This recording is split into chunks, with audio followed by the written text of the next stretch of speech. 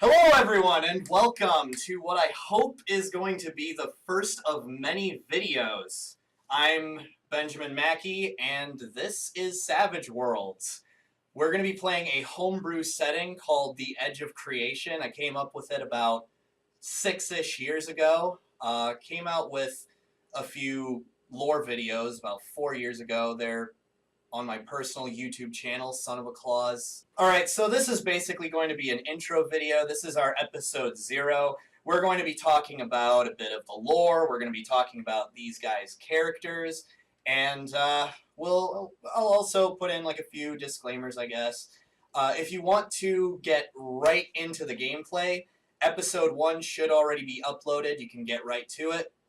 But other than that, there should be timestamps in the description below of different areas in this video that we'll cover. So first off, I just want to get one quick disclaimer out of the way. Our Savage Worlds may not be the same as your Savage Worlds. We may get rules wrong. I may have added rules that I thought would make it more fun. We may just made up a rule on the spot just so that we could get arguments out of the way. And if you're a bit of a rules purist, this may not be the series for you. So with all that out of the way, what is the Edge of Creation? Well, the Edge of Creation is essentially God's paintbrush. A long, long time ago, back when the universe was created, the Lord of Light tore a hole within space and time, and this sort of hole within reality he used to bring forth all of creation, all of everything that we know, rocks, trees, worlds, and then he took this sort of beam of energy, this rift between time and space, and he gave it to his children, all the mortal races, and he placed this within the planet of Mistovar to be guarded there from his enemy, the Lord of Darkness. But that's not important. Well, it kind of is, but not really. That's ancient history. Nobody remembers that anymore. Nobody knows of that. Nobody even cares to know of that. What happened later on is many of the races, they segregated themselves from each other. We entered into a period known as the Tribal Wars, where tribes of humans were fighting tribes of elves, fighting tribes of dwarves. And all within this now fractured world. And the world of Mistovar, we focus our attention onto the continent of Terradar. So on this continent of Terradar, the elves, the dwarves, the humans, and the goblins all were at war with each other, until another race from a far-off continent, known as the Anubians, a bunch of jackal-headed humanoids, decided to take over this world. And these 4 races banded together against a common enemy and eventually drove them out. And when they did so, they found a kinship amongst each other. They traded ideas on philosophy, on technology, and they created their own nation for themselves, known as Brenori. Well, centuries later, these Brenorians eventually got into a civil war. You see, the Church of Light, who were the worshippers of the Lord of Light, they all of a sudden believed through propaganda, through corruption, through trying to gain political power for themselves, that all magic was really just a product of the Lord of Darkness and his demons. And the magic users, seeing what was going on, they didn't like this. And so there was a bit of a power struggle between the 2 factions. And eventually, time went on, and technology upgraded to the point where you have all these technologies. Some would say better than what we have now. Some would say a bit close to what we have now. And it came to the point where technology could actually replicate magical effects. And this kind of made things go downhill, because now you had non-magic users on par with magic users, and sometimes clashes would erupt out in the streets, especially during election season. Like, that was horrible. But it never really turned into all-out warfare. It never turned into all-out warfare. That is until the Archmage assassinated the king of Brenori. And ever since then, people have become a lot more scared of magic users. The Church of Light found this as their opportunity, and they tried to pass a law known as the Mana Shield Act, which would allow them to create their own inquisition and put magic users in internment camps so that they could one day find a cure. Well, the queen, who was the daughter of the king, Queen Sasha Brenori, she didn't want any of that. She wanted to maintain peace as much as possible between the magic users and the non-magic users. And one of the ways that she tried to do this was she tried to get married to a magic user. So Adrian Ferrathos, he was a magic user, and he was also the surrogate son of the late Archmage who assassinated the king. Awkward family situation, I know, but they were both already in love, and she believed that if a non-magic user and a magic user united as king and queen, that would somehow stop all of this tension that was going on. Well, right now tensions were high, so instead of having a regular wedding, they decided to elope. So there they were, they eloped, they were in a hotel room for their honeymoon, and then the queen gets assassinated. Peacekeepers, who are basically Brenori's police force, rush in, and they see Adrian there, his marriage certificate stolen, and they see a bunch of drugs. Because Adrian, unbeknownst to literally everyone else, he was addicted to a drug known as Witherroot, an illegal narcotic, which this guy knows of all too well. So with him put in prison, him unable to prove that he's the rightful king of Brenori, and the queen dead, the church was able to pass the Mana Shield Act. The Inquisition was a thing, and it essentially became a witch hunt, or for those of you in Wisconsin, a Red Scare. And so Adrian Ferrathos, he's awaiting trial, he escapes.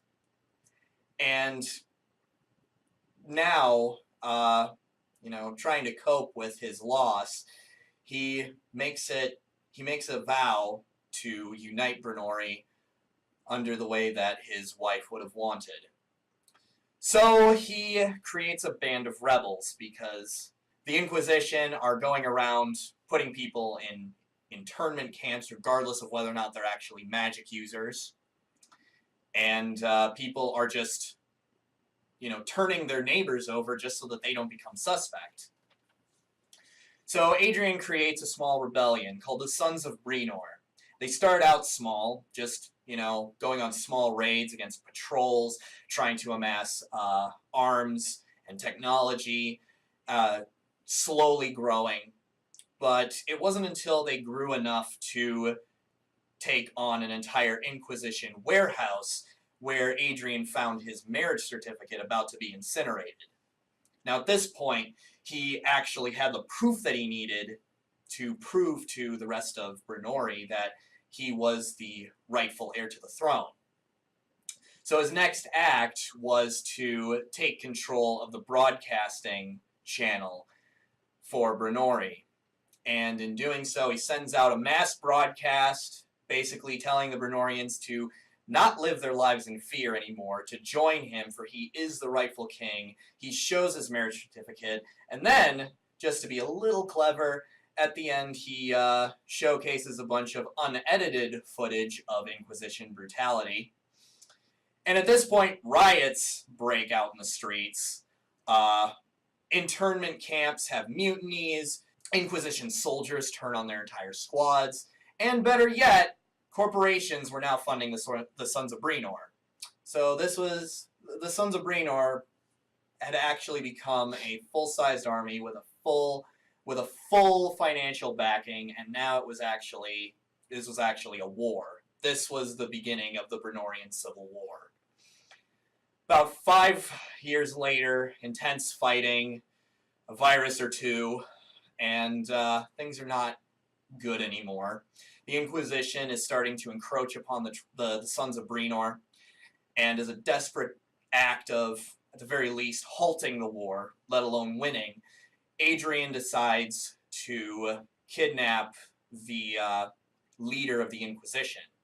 Now, he can't go after the Archprophet, who is the leader of the Church of Light, because he is in the capital of Brenori, and right now that's overrun with Inquisition. So he decides to go after the leading commander, who is trying to take out the Sons of Brenor, High Inquisitor Derica Gualmain. And so Adrian lures Derica into sort of a smallish town and captures her. Captures her and her entire squad. And they're about ready to just fly away on their gunship, back to base, let everybody know, hey, we got your leader. If you come any closer, we'll kill her.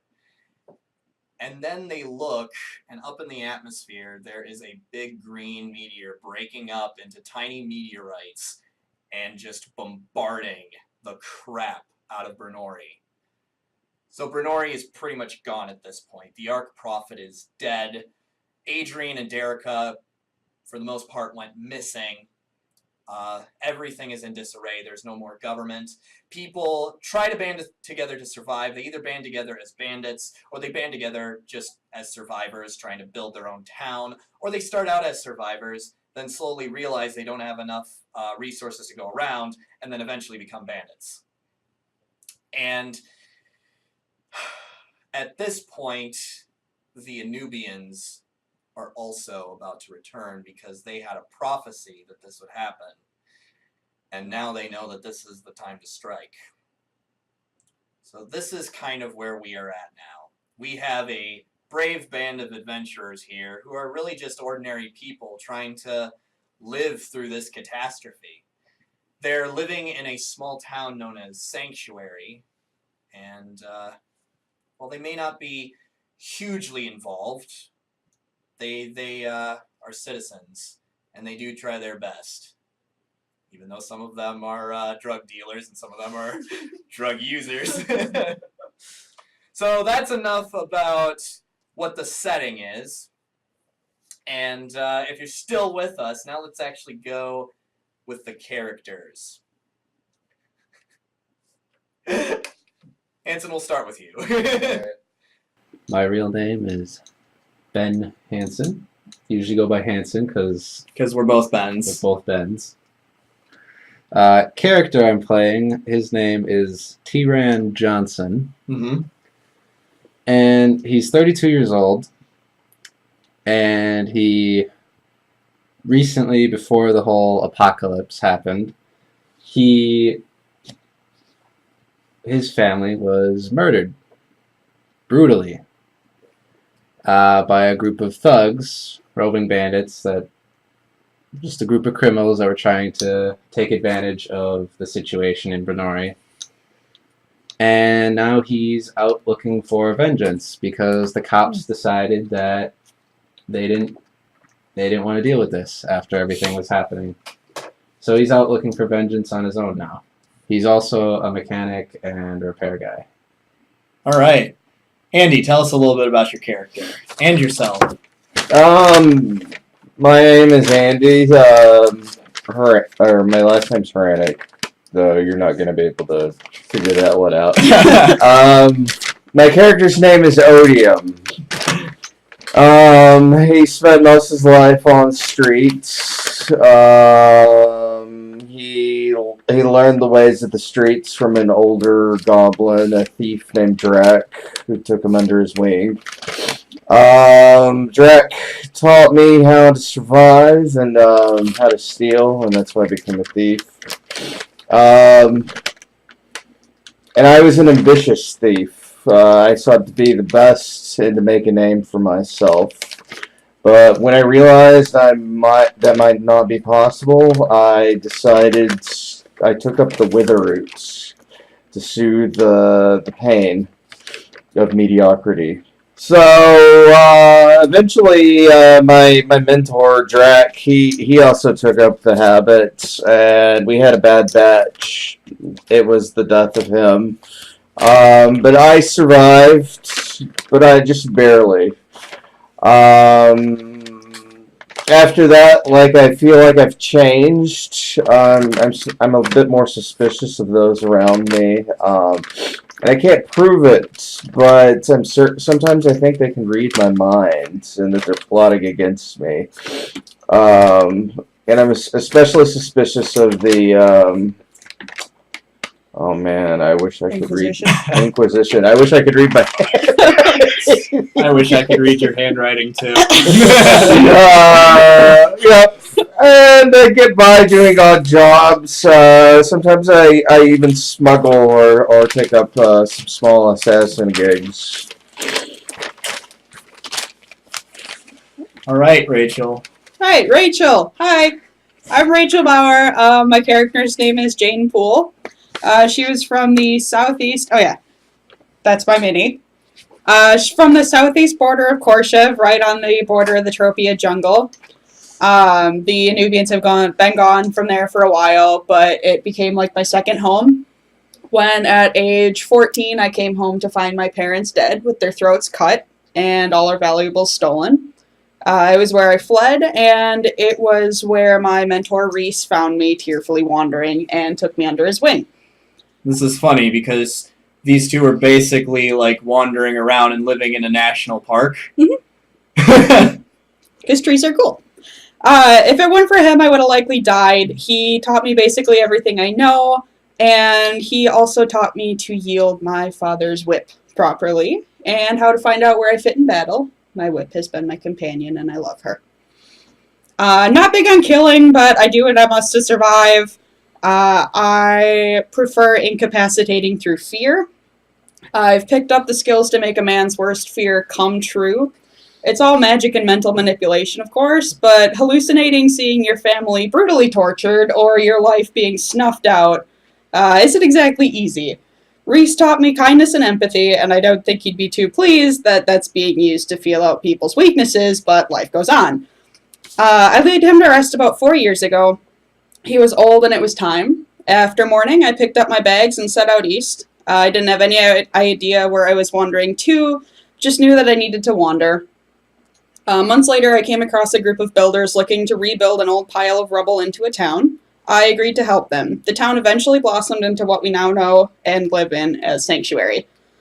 When I'm not out scavenging or on missions, I'm like the town's healer, for both wounds physical and mental.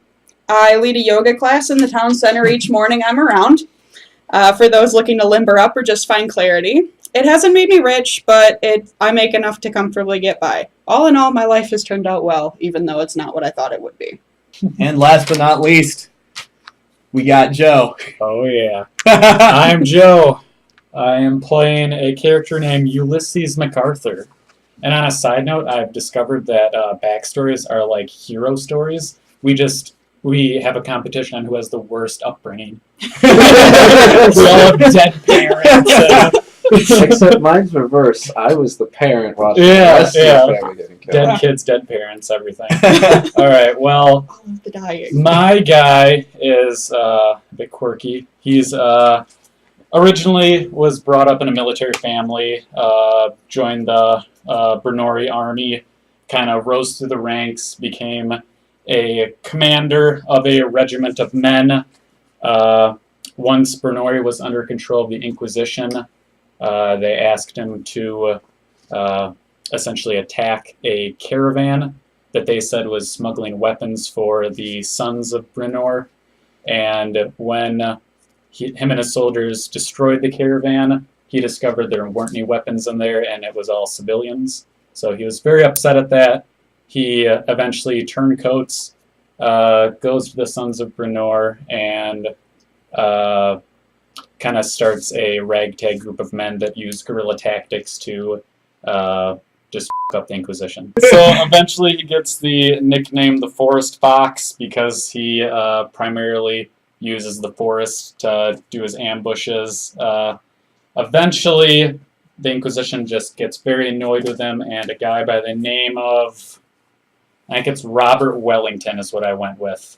I didn't write it down. Yeah. So I was gonna at the end of this, but Robert Wellington like stages a like a caravan, and it's your whole like, oh, we're gonna attack the caravan, but you open and get the supplies, but you open up and there's all soldiers inside, and then they get ambushed, all the soldiers get killed, and then Ulysses gets put in jail for the remainder of the Civil War, and is eventually let out of jail just because the jail is cracked open by meteors.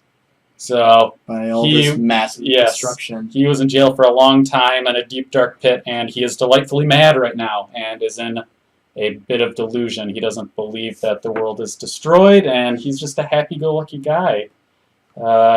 He has an army of soup cans that he thinks are his comrades, so I will be occasionally throwing soup cans at people. His favorite soup can's name is Willis. It is his lieutenant, and he won't throw Willis. Willis will give him advice, but he doesn't attack with Willis. That sounds like your guy and mine will get along great being raised in the forest. All right, and there you have it, ladies and gentlemen. So join us in a world where science and magic collide, where undead and demons threaten to destroy the balance of the universe, where I become overdramatic. Yeah, just join us for episode 1. It'll be fun. All right.